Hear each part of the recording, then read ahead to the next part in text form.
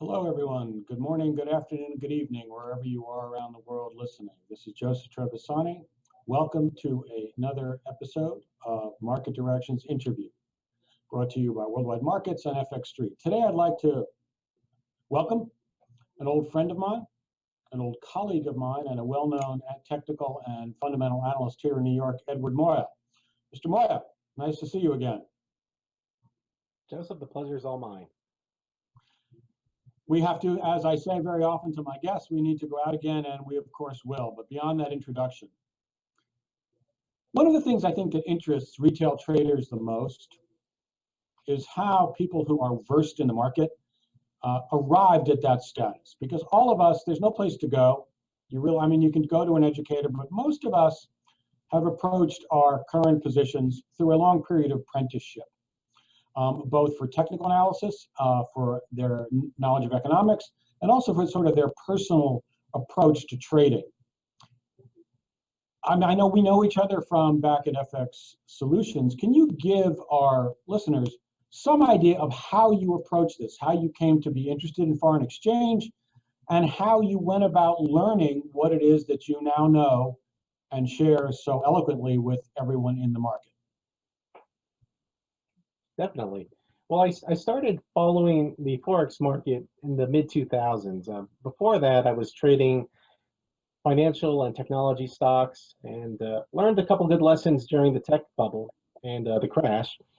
And eventually parlayed those skills that I picked up, which was simple technical analysis, studying multiple time frames.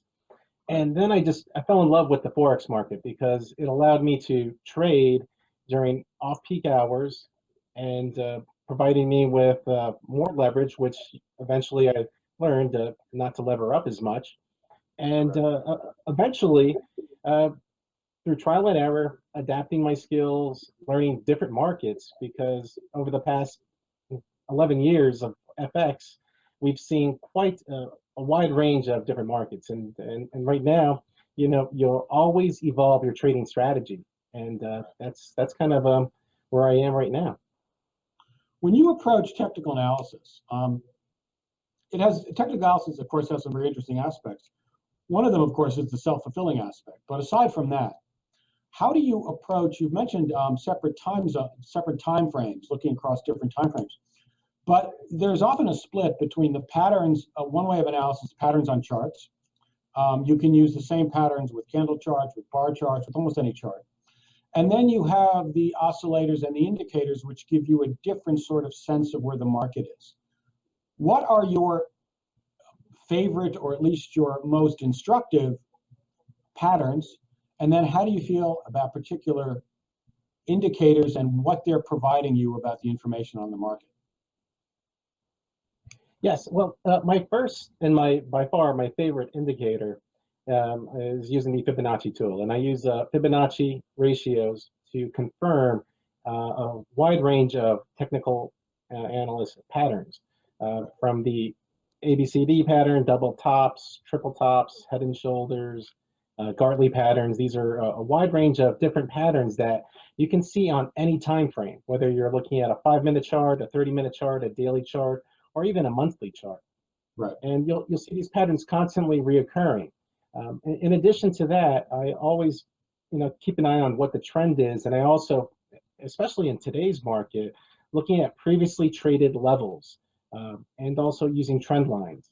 You'll see that a lot of times when people identify stop losses or take profits, they're positioning their orders around these levels, and those are some of the key ones that I'll do on a daily basis. When you look for a particular entry point, when you're looking to advise people or to trade yourself, do you use a particular chart pattern or a particular indicator more often with an entry point than any other, or a combination of them? It depends on how the market's been trending recently. So right. if we're taking a look at, let's say, the British pound, well, right now, for the most part, it's been range bound over the last several months, ever since the Great Brexit Fall. Yeah.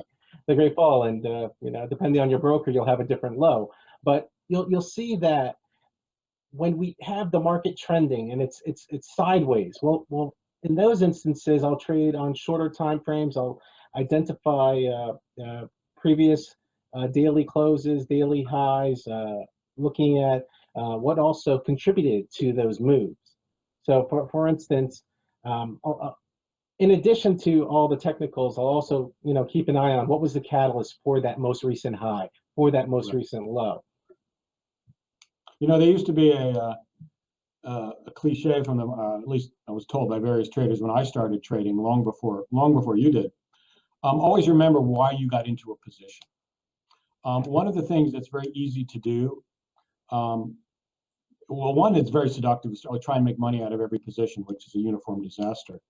But to change your analysis as the market moves and as you retain or regain hope of making money on one particular position.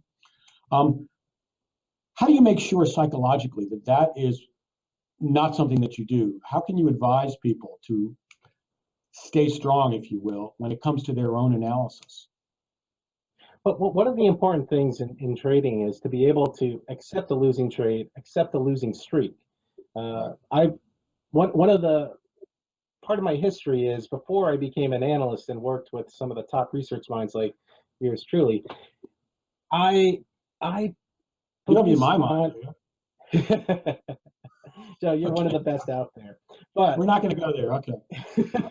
But what I did have the privilege of doing was studying, helping existing clients and analyzing their trading behaviors, analyzing exactly what their methods were, and helping them understand the different market conditions, and seeing exactly where, and hearing their rationale on where they're placing their take profits, their stop losses. And it's important, you could have the best trading methodology, it could be running 90% accurate, but if you can't accept that losing trade, if you can't accept, I was on the side, this trend was strong, there was momentum behind this move, and the trade didn't work out, and then the same opportunity comes in again, and then I'm going to just increase my position. Instead of trading one standard lot, I'm going to trade two. I'm going to make that. You have to be disciplined. You have to be disciplined. And in this market, it pays to be disciplined. It pays to trade for, just be able to say, okay, today was a losing day, and move on. Yeah, one of the many cliches, not many, but several cliches. When I first started trading, back in the early 90s on a bank desk, there was no instruction about anything. Threw you in there. I showed up with my tweed jacket. I was an ex-English major. I had no clue what was going on. And so what you would get advice from the senior traders and the others were all these series of cliches, which you could tell were cliches, but they all had, if you could understand them, meaning for what you were doing. One of them was, when you learn how to lose money, you'll know how to make money. It made zero sense to me at the time. But after about 2 years, it did make sense. I mean, one of the most important things I've always thought about trading is your attitude, is the necessary risk management and discipline that you must put into it. That's why it's hard. It's not because the analysis is hard. How do you advise people on this? How do you tell them that this is what you really have to pay attention to, rather than that brilliant exit and entry point? Well, first it's understanding how you're going to be trading. So it's understanding, are you actively trading? Are you swing trading? And once you have that, you have to understand how much money do you have? What are you comfortable in risking in each position? And more importantly, you have to understand that if the market is not providing you with a clear signal based on your trading methodology, don't force the trade. There's so many times I've seen traders just say, okay, well, I have 4 things that I check off before every trade. 3 of them are ready, but the 4th one's not so, and then they rush it. And I'm sorry, go ahead. No, you go ahead. You're talking. No, I was just going to say that sometimes they'll prematurely enter a trade. So instead of entering the trade, maybe at let's say for the British pound, let's say it was like 124.50. Right. They're going long. They decide, I'm going to go long a little bit earlier. And guess what? When they put their stop loss, they lose that market. They lose that breathing room, and then they get stopped out. So it's important to stay disciplined to your methodologies because you need to give it a fair shot. And that's one of the key things that I've noticed with a lot of traders. They'll rush that trade, and it's important to stay disciplined to your methodology. Yeah, I used to work with a guy at well, never mind the bank, and every once in a while he would say to me, you know, we're talking about trading. This is so long ago that you could actually smoke on the trading desk. A long time ago. And he would say to me, well, you know, I'm going to take a flyer. And you know what happened? Every one of those flyers lost money, just about everyone that I remember. Another thing I wanted to ask you about is, you know, there's such variety of information available now, both chart, time frame information, and economic information. For charts, how do you narrow down between all the time frames that you are looking at when it comes? You can look for the minute, the 15, the 30, you can go on and on. How do you narrow down? Which ones do you think are most important to the type of day trading or limited time frame trading that most people involved in the retail market do? So it's been over a decade when I've been applying pattern recognition, and for me, I've consistently used 4 or 5 if you count the monthly chart, but that's only for big picture stuff. But I use 4 time frames. It's been the daily chart, the hourly chart, the 30-minute chart, and the 5-minute chart. Those have been the key time frames, and depending on where I'm seeing the most supported level or the key resistance being provided, I typically will either go between the 5 and the 30-minute time periods. What do you look for in the different time frames? Do you look for different things, or do you look for basically the same thing be confirmed again across all those? Say if you have a pattern, are you looking for the same pattern to be applied and to be evident across all those time frames, or are you dividing it up?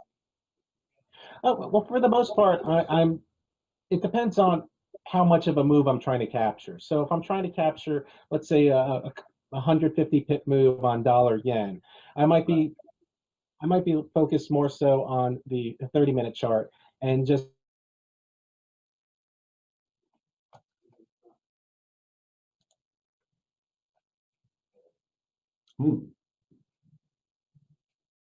Wonder if we've lost our connection here, folks. time. Mr. Moya has completely stalled. Joseph, can you hear me? I can hear you now. You stalled for a minute. There was an intervention from aliens on Alpha Centauri there. They're monitoring our conversation. It's either that or it's the NSA, but don't say anything about that. They're fine people.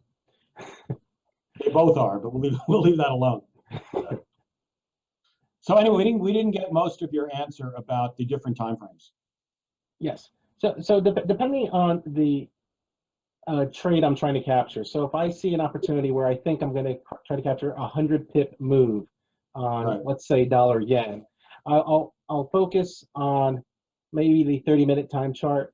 I'll also take a look ahead of what are the key events that are happening. Is Governor Kuroda going to be speaking? Are we having any rate decisions? Are there any key economic data points? Are we going to see inflation data from Japan? Are we seeing Fed Evans speaking again? And has the economic data been better? Are we looking for him to change his bias?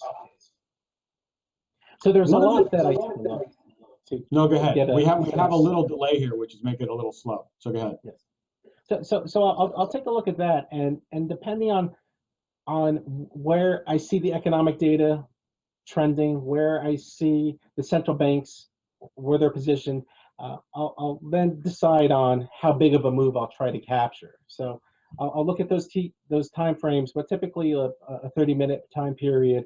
And if I have a confirmation, if I have key support where I know that level's been defended, I'll then feel comfortable in entering that position. Interesting. You know, I used to look when I was trading. I do mostly analysis now. The farther out you go on the time frame, of course, the longer the time frame, the more you're involved in trends rather than particular price action, which may give you an indication of entry or exit points. But to move on to the other side of that, of course, when you look at exit points, so you're in the trade, not the stop, which tells you you're wrong, but the profit exit point.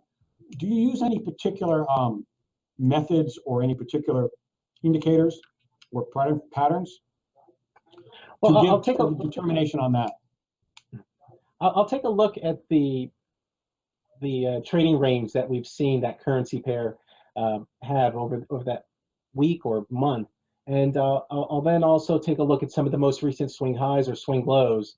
And a lot of times, if I'm identifying a key breakout, I'll then use a Fibonacci expansion tool, and I'll some of the favorite levels I have is the 127.2%, 161.8% levels, and sometimes a 261.8% if it's on a major move up.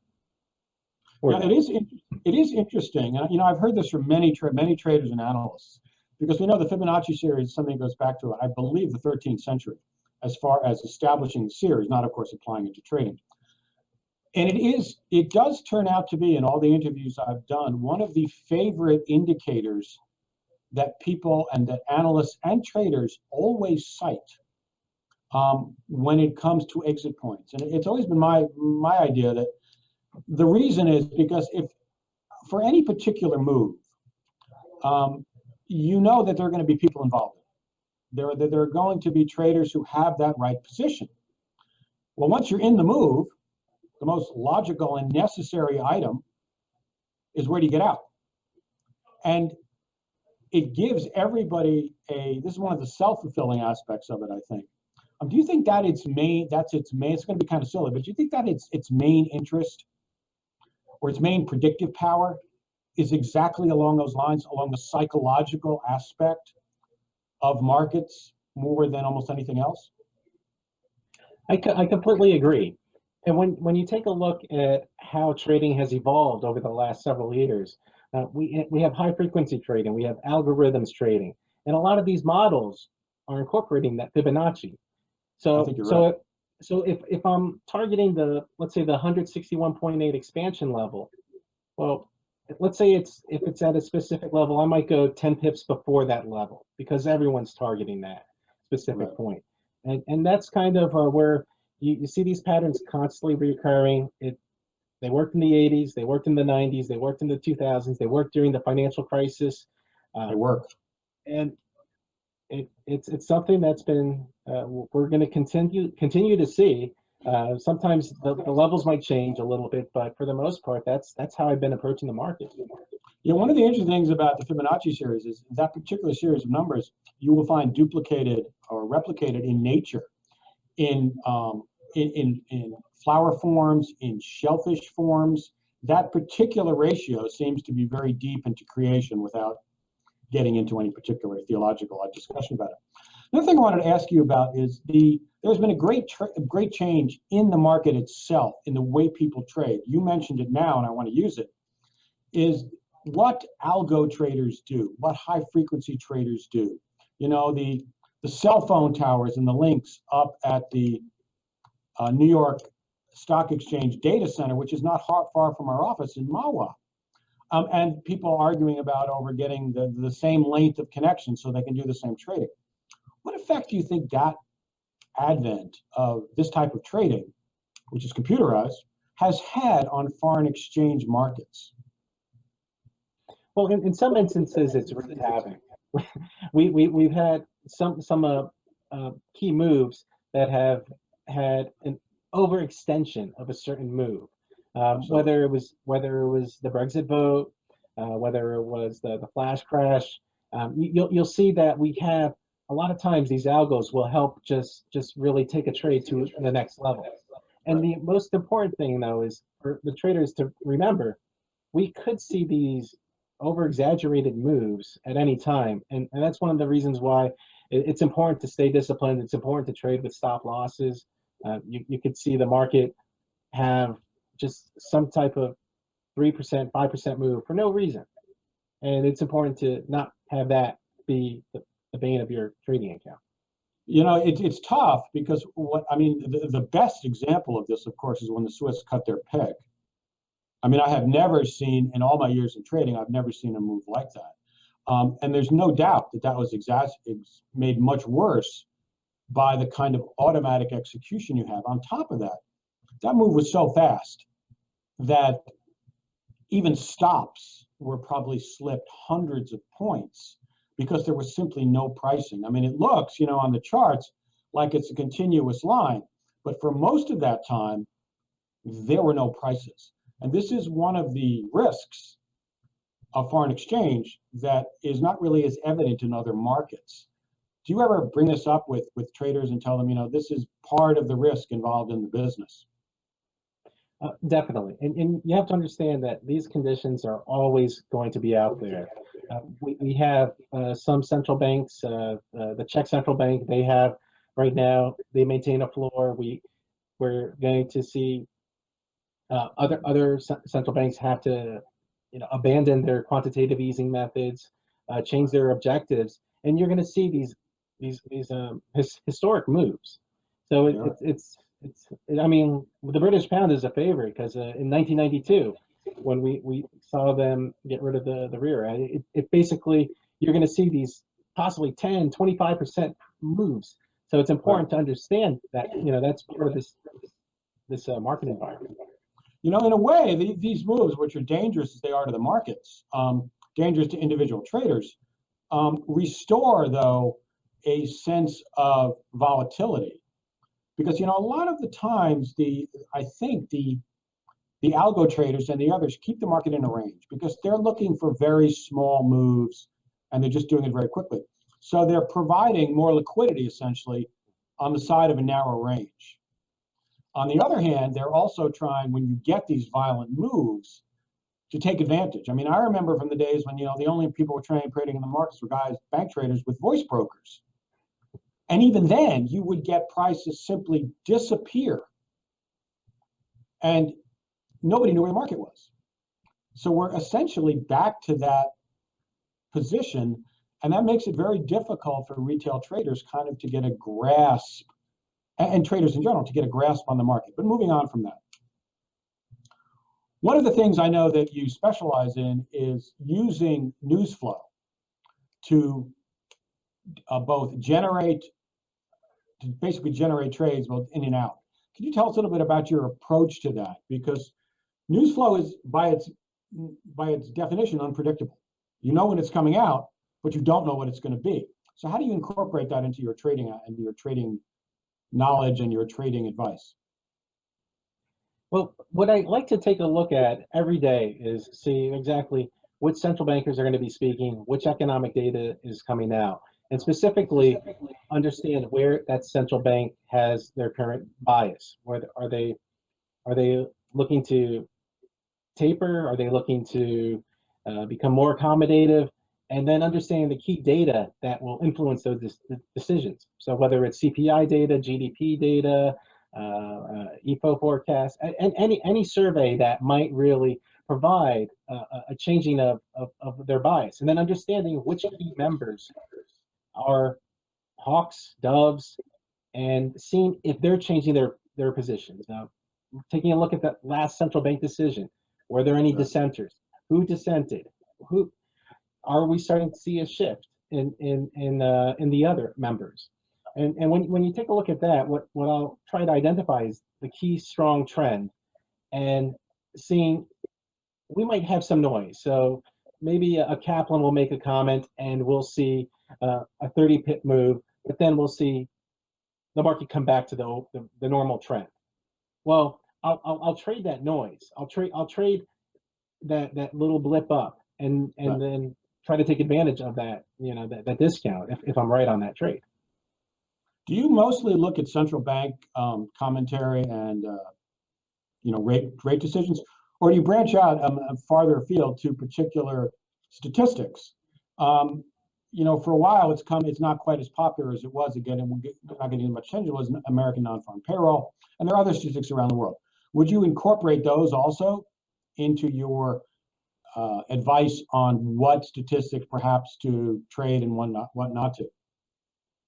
Well, non-farm payroll is one of my favorite releases. I mean, historically, it's really helped put FX on the map, or at least for U.S. traders. Everyone, it's an easy time frame. You have volatility, and for the most part, it's the Fed's mandate. They have to, they're focused on jobs, Right. And what we're inflation too, but what we're going to see is that these key data, whether it's the ADP report, which will a lot of people will use that to help price their forecasts for non-farm payroll. So it's taking a look at all these key different indicators, and whether it's an ISM manufacturing statistic. I try to incorporate all the major ones, and for the most part, just identify the key trend. And specifically looking at the U.S. dollar, we've had one great cycle. The dollar has been extremely, extremely strong over the last couple of years, and what we're at cycle's end, and whether or not we still see a Fed that maybe they do hike 2 more times, maybe 3.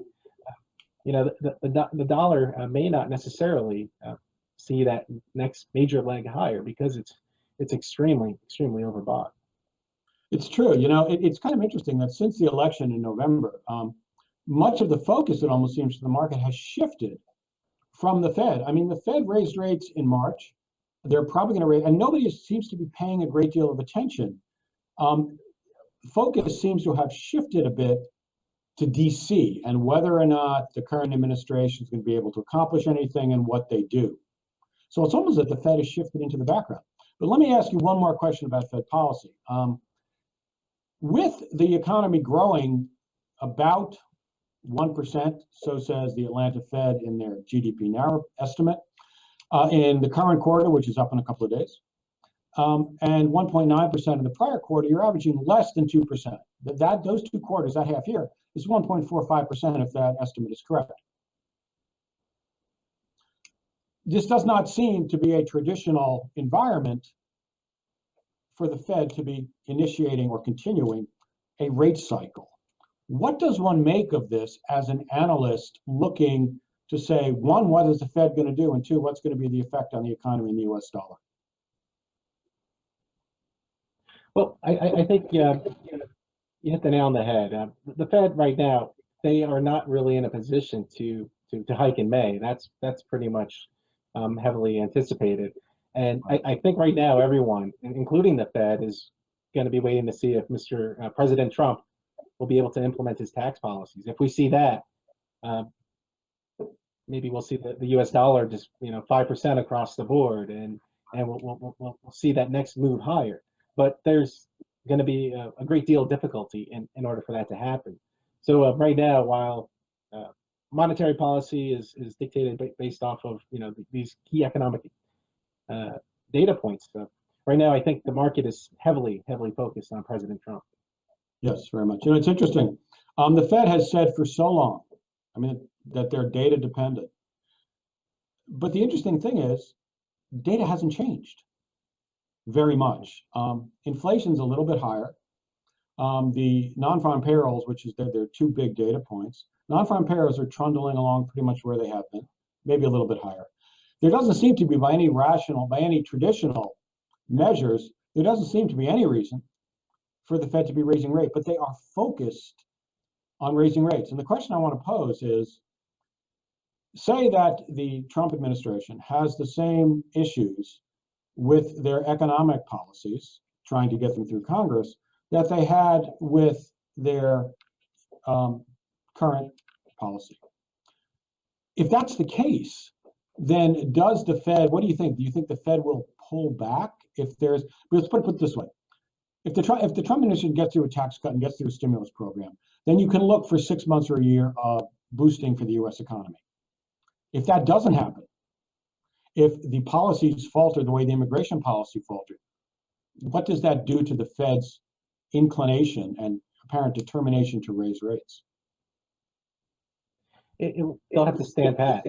They'll have to stand pat. And for the most part, right now, the optimism on President Trump pushing through these tax policies is fading. So, so as I said, this dollar has had a strong cycle high over the last couple of years. We're at a key point where we're not necessarily going to see too much of a reason for the Fed to hike. And right now, they're pricing in 2.5 for the Fed fund futures, which is one of my favorite things to follow. It's not pricing in. And if the data starts to weaken, it'll definitely go down. I mean, it could. It's interesting. The Conference Board Consumer Sentiment was out yesterday. Was incredibly high. I mean, it was 125, 25.6, I think. That's the highest it's been since the fading days of the Clinton administration 17 years ago, which seems like a long period. But if you take out those last 2 years of the last Clinton term, that's the highest that indicator has been since 1969. And the last days of those 2 years were also the years of the tech boom, the tech bubble. So we have this interesting coincidence between very high stock markets then and now, meaning producing very high consumer sentiment numbers. Do you think there's any relation there? And again, what does this say about the underlying U.S. economy? Right now, the underlying U.S. economy right now, the data has been robust, but the uncertainty and the strong rally that we've seen in both the equities markets and in the U.S. dollar is right now at a critical point. And for the most part, we're not seeing the rest of the world necessarily be providing with blockbuster numbers as well. So we're at that point where all this easy money has really helped propel a lot of the key markets, and right now we're at a point where we could start to see that trade end. The last question here, I'll just because we have to end. As far as central bank policy goes and its effect on economic, and I didn't get to a couple of topics that I would have liked to have. We do run out of time on these things. We're looking at the same policy and the same questions that we were looking at from 6 years ago, from 7 years ago. There hasn't been any shift to a different paradigm of economic growth and central bank policy, which is sometimes, I guess you could view it as reassuring, but you can also view it as worrisome. No, definitely. And one of the key things that I'd like to just kind of tie everything together is that's why it's so important to pay attention to where the central banks are positioned. And if you're seeing all this uncertainty with the U.S. economy, you could also then focus on some of these key commodity currencies which have been pummeled. And right now, if you're not seeing the clear signals with the U.S. dollar, you might be able to find a better opportunity with some of these other markets. For instance, the Australian dollar, the Kiwi, and also if oil seems to be stuck in this range, and that might continue to hamper the loonie. So maybe just focusing on range opportunities for the Canadian currency and just the other opportunities for those other commodities. It's another fascinating topic we're not have time to get to. Edward, I thank you very much. I'd love to talk about oil because I find the relationship between oil and the oil markets and U.S. shale and technology evolution absolutely fascinating, but we can't do it today. Edward, I'd like to thank you very much. This has been Joseph Trevisani with Edward Moya of Trade the News. Thank you very much for attending, and we will see you again next Wednesday. Take care, Ed. Thanks, Joe.